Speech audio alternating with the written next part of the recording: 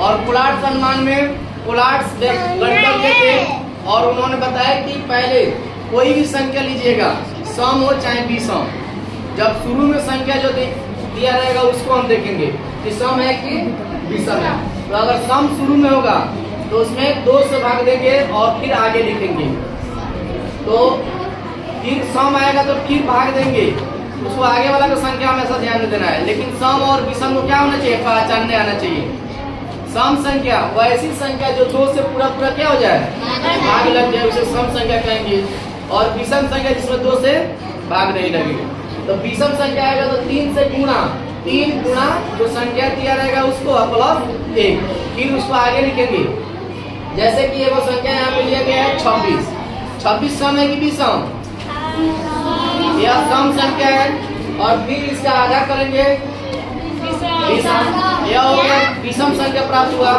और विषम को क्या करेंगे, 3 से गुणा प्लस 1, तो 3 13 3 39 है, कितना हो गया, ये क्या प्राप्त हो गया, सम। सम का फिर आधा करेंगे, आता जाएगा उसको आगे लिखते जाएंगे।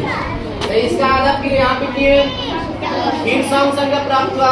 फिर इसका आधा करेंगे तो 5 आएगा, फिर विषम हो गया। 5 क्या है, विषम संख्या है। और विषम संख्या में कुलाट से बोले हैं कि विषम संख्या जब आएगा तो 3 से गुणा प्लस 1, तो 3 5 क्या होता है 15, 16 यहाँ पे लिख देंगे कि क्या हो गया, सम की विषम, सम संख्या।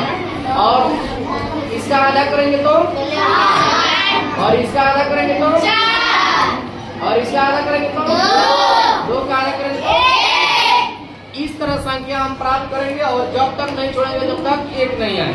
उलाट कहे कि कोई भी संख्या लीजिए लेकिन मेरे नियम का फॉलो कीजिएगा तो क्या आ जाएगा, 1 आ जाएगा। तो इसको इस संख्या को लिया जा रहा है 34 को। 34 सम है कि विषम, 34 सम संख्या है। और सम संख्या के लिए हमें क्या करना है, आधा। तो यहाँ पे आधा किया गया तो 17 और 17